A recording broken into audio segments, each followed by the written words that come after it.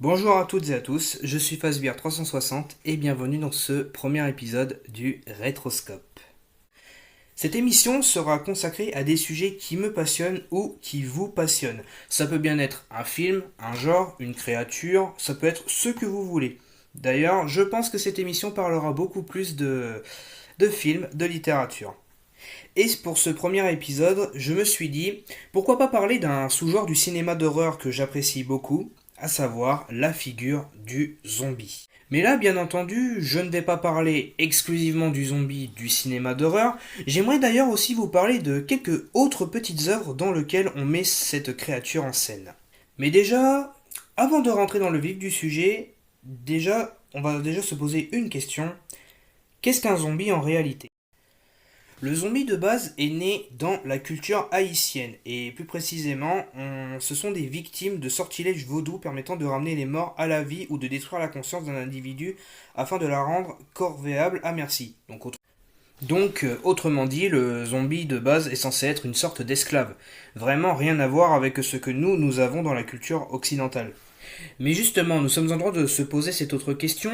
Qui a instauré justement ce zombie que nous connaissons? Et c'est d'ailleurs le point culminant de notre première partie, à savoir le zombie dans la culture du cinéma.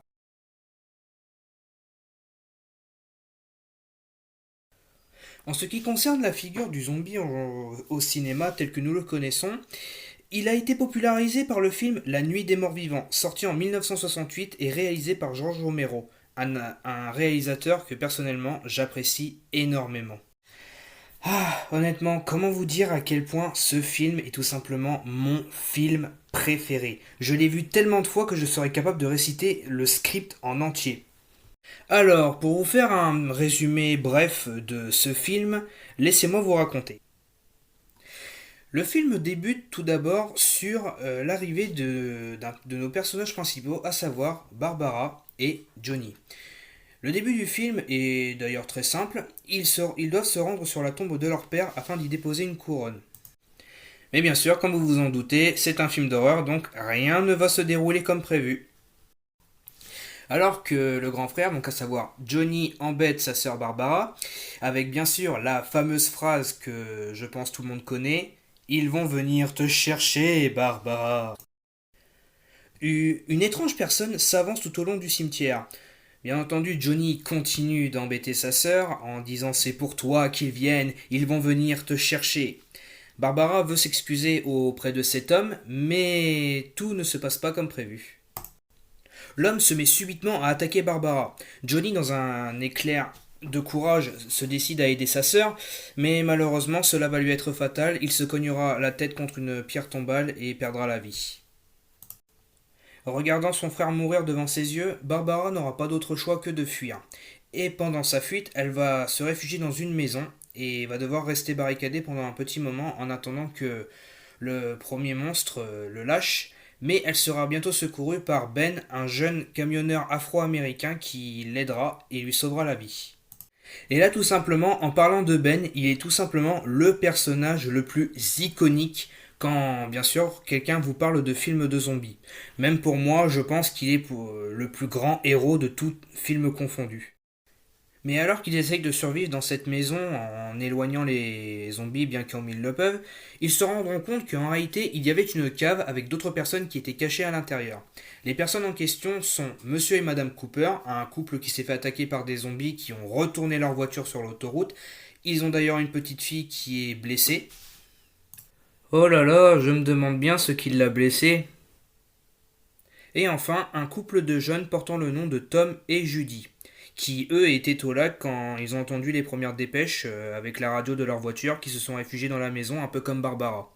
Et justement, alors que Ben était en train de fouiller la maison, il va se rendre compte qu'il va trouver une télé, et en allumant cette télé avec un petit peu de difficulté et avec l'aide de Tom, ils vont se rendre compte que le gouvernement avait déjà pris des dispositions. Donc par conséquent, si je peux dire, un cliché des films de zombies, à savoir les points d'évacuation. Et bien entendu, comme vous vous en doutez, ce petit groupe vont devoir survivre et essayer de trouver un moyen de se rendre à ces points d'évacuation. Bien entendu, je ne vous spoil pas la fin, je vous laisse le découvrir par vous-même. Et d'ailleurs, pour ceux qui veulent le voir justement, il est sur YouTube, donc profitez-en. Ce film est juste une véritable réussite. C'est vrai que beaucoup de personnes n'aiment pas beaucoup les films en noir et blanc, mais bien entendu à l'époque nous sommes en 1968, donc par conséquent vous vous doutez bien que le cinéma de cette époque n'est pas le même qu'aujourd'hui. Mais honnêtement, cela n'empêche rien car ce film est juste génial et je vous le conseille fortement. Il faut savoir aussi que ce film a eu le droit à un remake réalisé par Tom Savini, encore une fois un grand maître de l'horreur, enfin plus précisément du maquillage. Il a eu le droit aussi à un petit nanar qui est, bon, pas mauvais mais regardable on va dire, et il a même eu le droit à un dessin animé. Pour être franc avec vous, j'avoue que j'ai une petite préférence pour le remake. Le remake, contrairement à l'original, améliore, on va dire, quelques petites choses que l'original gâche un petit peu. À savoir par conséquent le concept du mystère sur l'origine. Dans le film original, on nous dit que ceci pourrait probablement venir d'une fuite radioactive venant d'un satellite nucléaire de la NASA qui avait exploré la planète Vénus. Alors que tandis dans le remake, on ne sait pas. Rien n'est précisé, on nous dit pas ça vient d'un virus ou encore ça vient de tolards qui se sont évadés, on ne sait pas. Et franchement, c'est pour ça que j'adore le remake. Le mystère de l'origine des morts est juste mystérieux. Alors dans le film, ils essayent de trouver des solutions, exactement comme dans tous les autres films, donc à savoir, il y a eu des théories sur une fuite chimique, des tolards qui se sont évadés. Enfin, comme je vous l'ai dit, le mystère est extrêmement... Et il faut savoir d'ailleurs que le réalisateur, à savoir George Romero, a bien sûr réalisé plein d'autres films de zombies que je vous conseille fortement. Les films que le grand maître des morts vivants a créés sont principalement La Nuit des morts vivants, comme je vous l'ai cité, sorti en 1968, Zombie, sorti en 1978, suivi de quelques années plus tard, plus précisément en 1985 par Le Jour des morts vivants.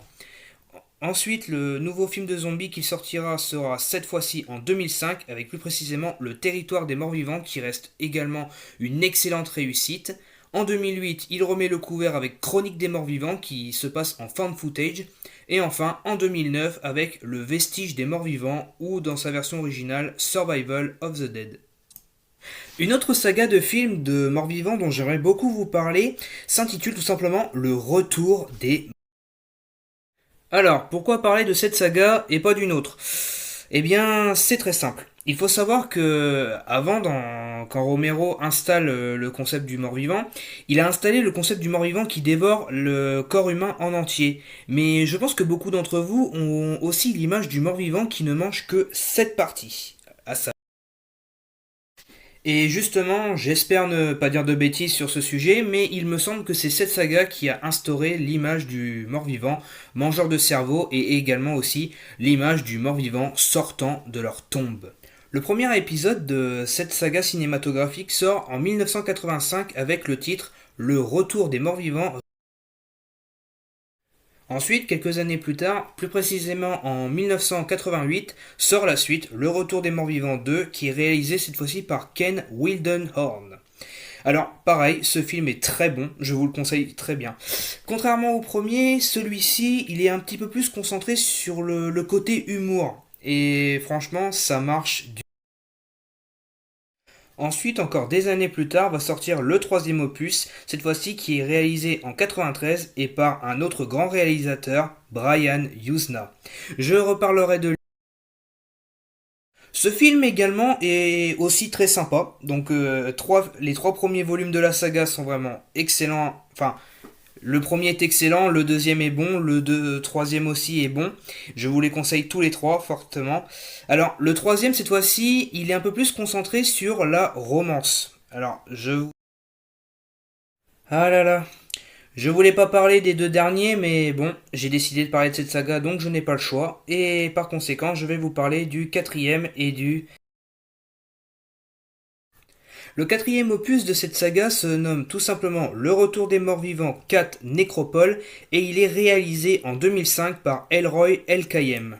Alors, ce film n'est pas l'un de mes préférés, comme vous avez sans doute pu le remarquer dans ma voix. Un peu aussi comme le cinquième, exactement, qui s'intitule également aussi Le Retour des Morts Vivants 5 Rave to the Grave, réalisé encore une fois par Elroy Elkayem. Alors, c'est vrai que personnellement, comme j'ai dit, le quatrième et le cinquième opus Je ne les apprécie pas, mais bon, je vous les conseille aussi quand même. Afin de clôturer la saga cinématographique de la vidéo, j'aimerais vous parler d'un dernier film que très peu de gens connaissent, qui d'ailleurs j'ai adoré, L'Enfer des zombies, réalisé par Lucio Fulci en 1979.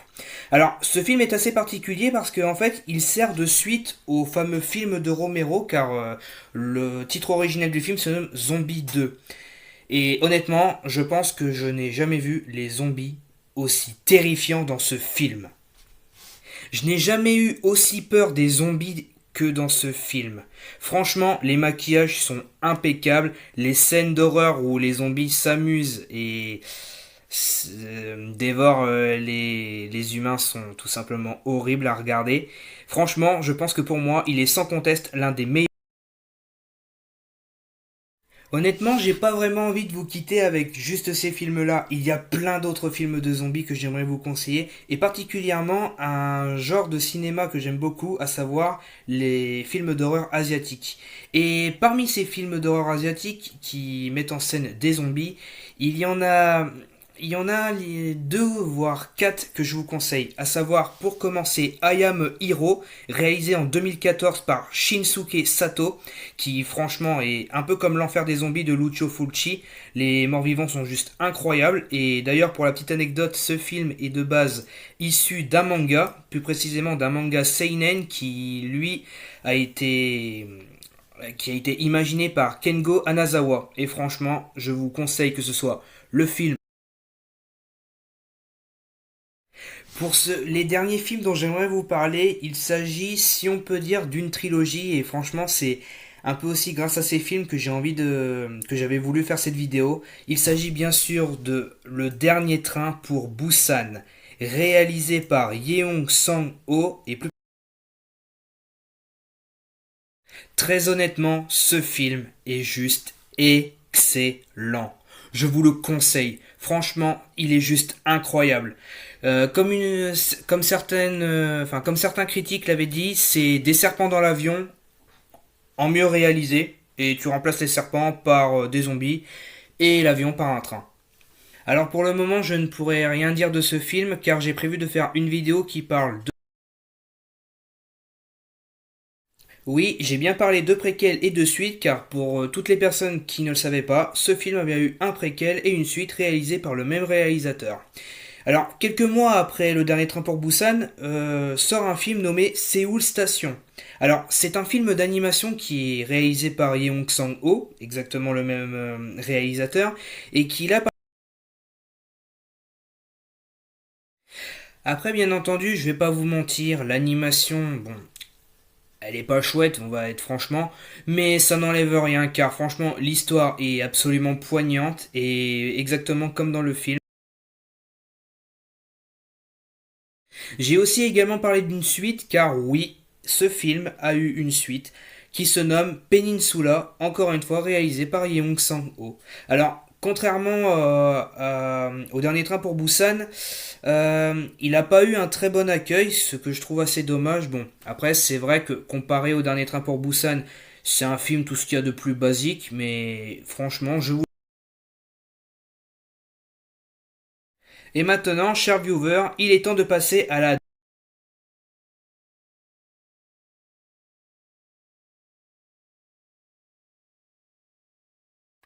Alors, au début, quand j'ai voulu faire la partie littérature, je me suis dit ça va être compliqué quand même de trouver des zombies dans la littérature, mais en vrai, pas du tout. Parce qu'il faut savoir aussi que beaucoup de ces livres qui parlent de zombies ont aussi eu des adaptations au cinéma, mais là, on va parler du livre. Alors, en tant que premier livre, j'aimerais vous parler tout simplement de Frankenstein de Mary Shelley. Je sais ce que vous allez me dire. Je sais ce que vous allez me dire, oui, c'est pas un zombie, c'est un monstre, blablabla, mais sauf que c'est un zombie concrètement. Parce que, je veux dire, je veux dire, le docteur Frankenstein, quand il ressuscite son monstre, il est fait avec des bouts de cadavres. Et concrètement, un zombie c'est quoi? C'est un cadavre sur pattes. Donc le monstre de Frankenstein mérite totalement sa place parmi les zombies les plus connus de la littérature. Bien entendu, si vous voulez un synopsis du livre, je pense que bon, je n'ai pas besoin de le faire car tout le monde connaît l'histoire de Frankenstein, le fameux docteur Frankenstein qui veut créer la vie à partir de bouts de cadavres et qui finalement ressuscite un monstre grâce à l'électricité, aussi appelée galvanisation. Ah, le prochain livre dont j'aimerais vous parler, j'ai un petit peu hésité parce que je me suis dit, est-ce que ce serait pas mieux de le mettre du côté de la partie cinéma car tout le monde connaît le film mais pas le livre. Et puis je me suis dit, à la base c'est un livre, donc tout simplement, eh bien je vous présente le fameux livre de Richard Matheson, Je suis une légende. Bien entendu, je ne vais pas m'étendre dessus non plus car vous connaissez tous l'histoire, avec bien entendu le film avec Will Smith, et franchement,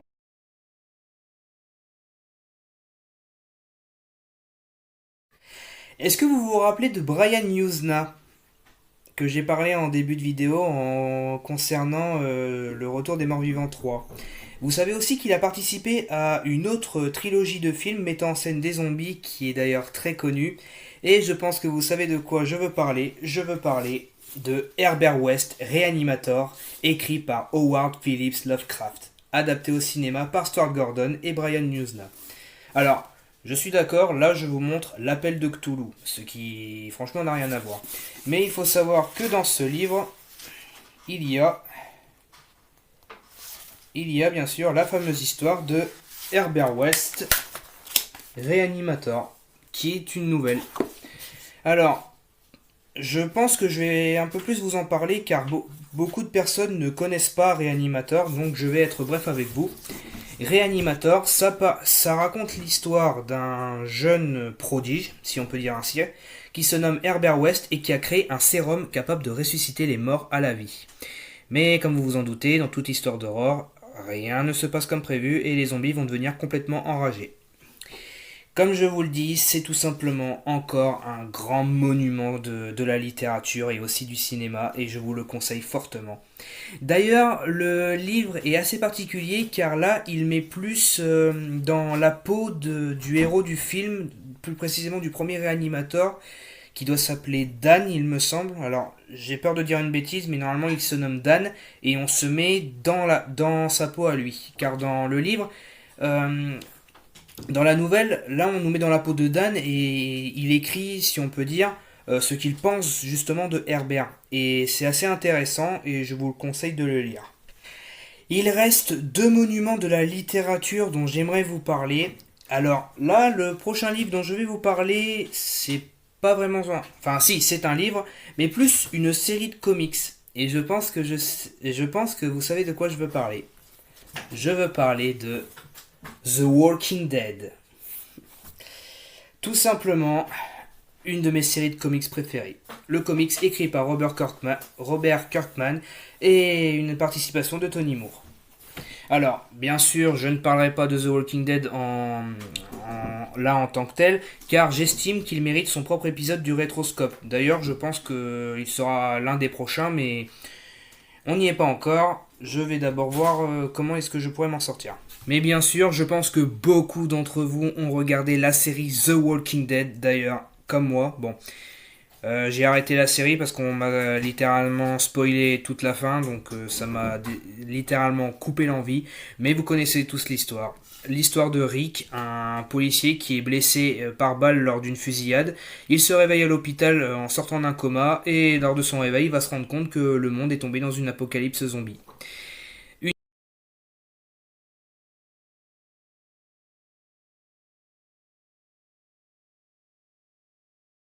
Le prochain livre dont j'aimerais vous parler sera le dernier de cette sélection et exactement pareil. Alors celui-là, je ne l'ai pas lu. Alors je suis désolé, je ne l'ai pas lu car je ne l'ai pas. Mais il est aussi très connu car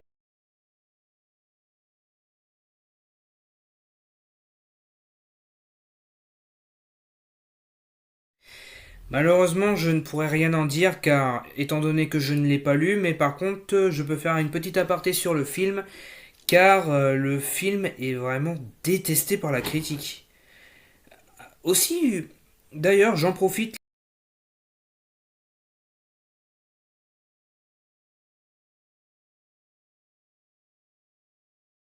Bien sûr, vous connaissez le concept de désinfecté, à savoir les zombies qui courent comme des...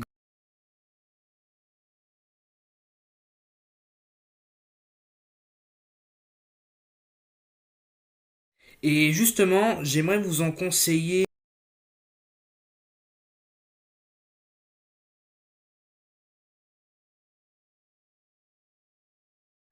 Bien sûr, je ne m'étendrai pas sur Rec, car exactement comme The Walking...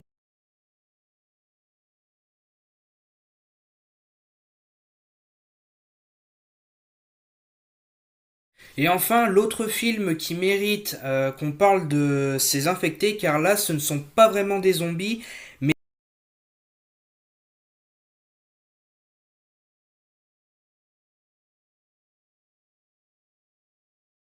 Exactement, eh bien, je suis désolé, je n'en parlerai pas dans cette vidéo, mais je me rattraperai pour ce film, et je parlerai d'ailleurs de...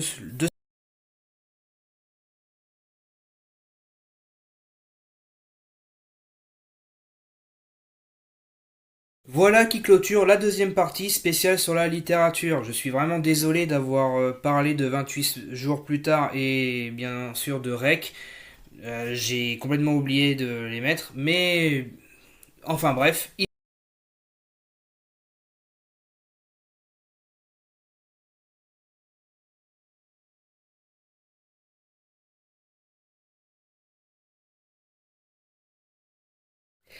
Ah, par où commencer? Il existe tellement de jeux vidéo mettant en scène des zombies. Je pense que... franchement, je ne sais pas par lequel commencer.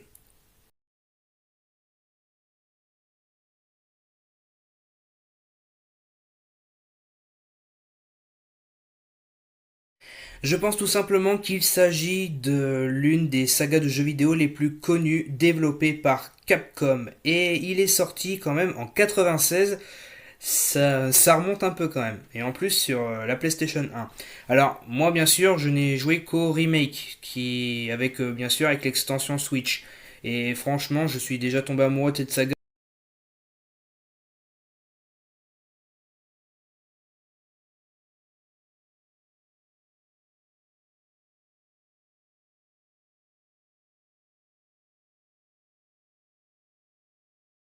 Bien sûr, je pense que vous connaissez tous l'histoire de Chris Redfield, Jill Valentine, Barry Burton, Albert Wesker qui se rendent dans un manoir après être poursuivis par les chiens. Rien que d'y penser, j'en ai des frissons. Ils se séparent et bien sûr, dans le manoir, ils vont se rendre compte qu'il y a des zombies. Bien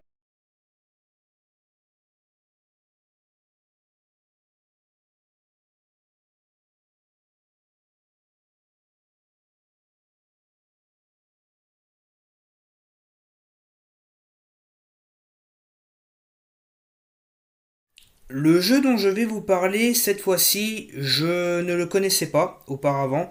Je l'ai connu grâce à un jeu mobile par rapport à Sega. Et par ailleurs, je n'y ai jamais joué. Mais c'est un jeu d'arcade qui est d'ailleurs sorti sur Saturn et PC. Et ce jeu, vous le connaissez.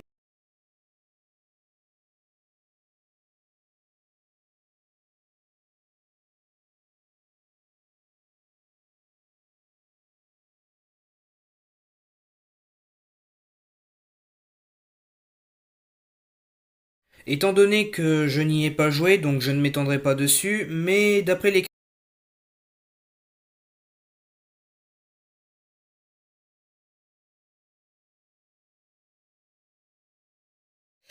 Alors là, le prochain jeu dont je vais vous parler est un jeu qui est vraiment très connu, car là vraiment, en termes de jeu de zombies, c'est plutôt non pas du style je m'infiltre.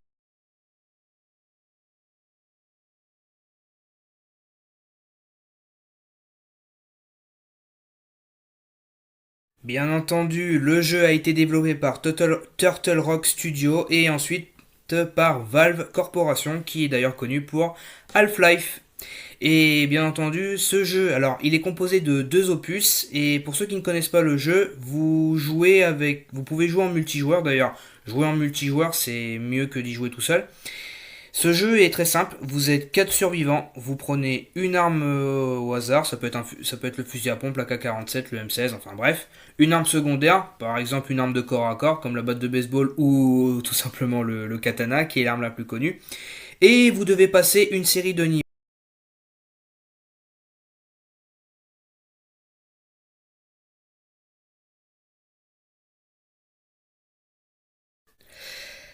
Ah, nous allons reparler d'une saga de jeux vidéo mettant en scène des zombies qui est extrêmement connue et je pense que vous aussi vous le connaissez. Il s'agit de Dead Rising, développé par Capcom et le premier opus sorti en 2006. Alors quand même, ce jeu compte 4 opus qui sont tous excellents et que je vous conseille, mais bien sûr le premier opus qui met en scène le personnage de Frank West qui se rend à Willamette, enfin plutôt qui est bloqué dans la ville de Willamette, plus précisément dans le centre commercial, et comme dans toutes les œuvres de zombies, il va devoir survivre. Et alors, je n'ai pas joué au premier opus, je n'ai joué qu'au deuxième, à Dead Rising 2, avec le personnage de Chuck Green. Mais encore une fois, c'est encore une saga de jeux vidéo.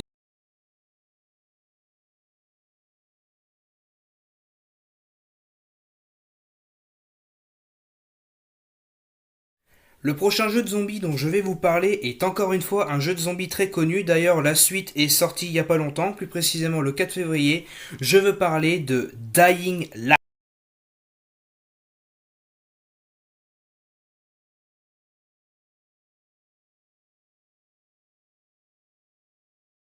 Ah là là, Dying Light, ça c'est un jeu où au bout d'un moment je n'avais plus de vie tellement que je passais mon temps dessus. Ce qui est incroyable dans ce jeu, c'est que il nous met cette fois-ci le concept du jeu de zombie mais avec du parcours.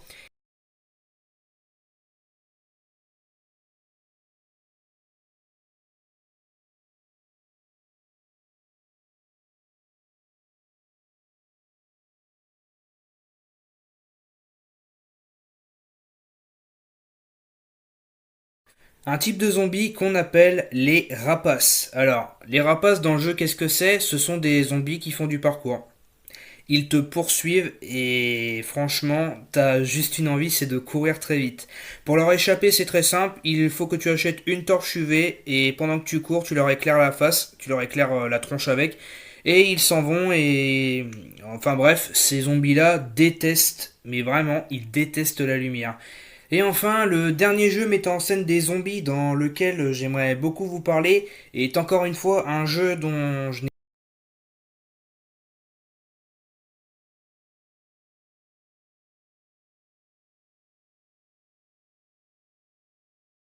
Alors, ce jeu, il est assez particulier parce qu'il a été développé par Ubisoft et encore une fois aussi édité par Ubisoft et il est sorti en 2012 en Europe, plus précisément le 30 novembre 2012. Alors, pour rectifier, ce jeu n'est pas uniquement sorti que sur Wii U. Il est également sorti sur PlayStation 4 et sur Xbox One et aussi sur PC plus particulièrement.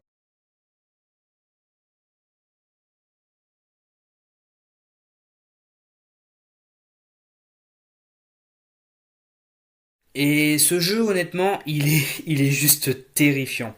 Quand franchement vous vous mettez dans l'ambiance, dans le noir, avec votre console, et plus particulièrement sur Wii U, pour par exemple ceux qui l'ont testé, il y avait le système de scan avec avec le Wii U Gamepad, ça pouvait être assez stressant, on pouvait pas beaucoup utiliser d'armes à feu parce que ça pouvait attirer tous les zombies aux alentours.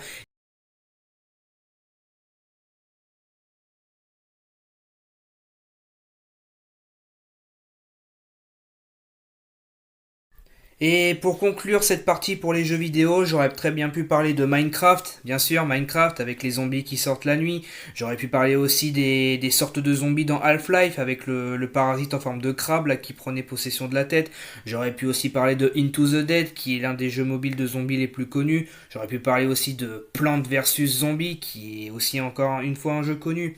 J'aurais pu aussi parler d'un autre jeu mobile assez connu, Zombie Tsunami, que beaucoup de personnes ont eu sur leur téléphone et qui était un véritable, bon, pas un phénomène, mais un jeu qui était quand même assez sympa à jouer.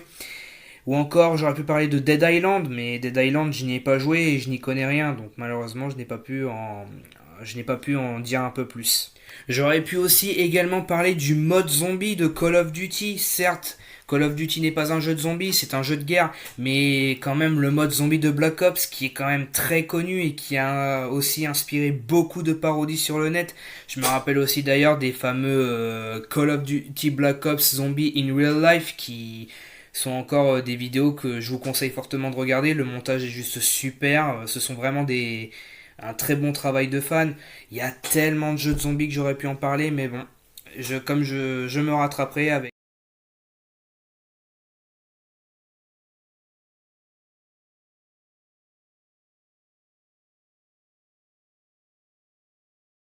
Et enfin, pour conclure cette vidéo, eh bien, nous pouvons tout simplement dire que la créature qu'est le zombie a incroyablement inspiré, que ce soit le cinéma, les jeux vidéo ou la littérature. En musique aussi, on aurait pu parler du clip Thriller de Michael Jackson, qui est encore connu. Il y a eu tellement d'autres choses.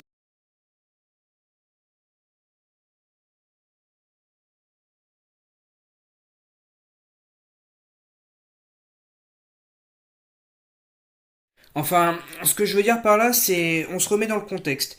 Imaginons que du jour au lendemain, vous vous réveillez, ou par exemple, du jour au lendemain où vous êtes assis dans votre canapé, votre télé vous affiche qu'un nouveau virus ou une nouvelle épidémie s'est propagée et que bah, il y a des zombies tout simplement. Imaginez du jour au lendemain.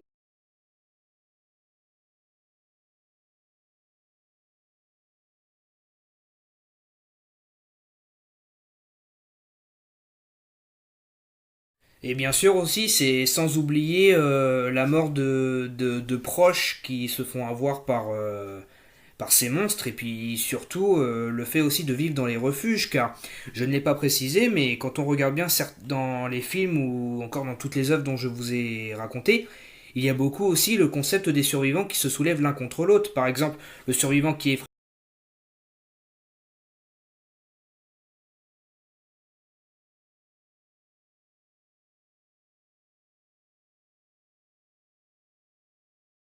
Et surtout, en matière de cinéma, quelque chose que je n'ai pas parlé par rapport bien sûr au film de Romero, mais bon, ça je l'expliquerai sans doute dans mon épisode spécial sur la saga des zombies de Romero, mais concrètement, les zombies sont vraiment malléables. Par exemple, dans Zombie 2 de Romero, on se rend compte qu'en fait, à cause de la société de consommation, les zombies étaient revenus dans le centre commercial à cause de leurs réflexes inconscients.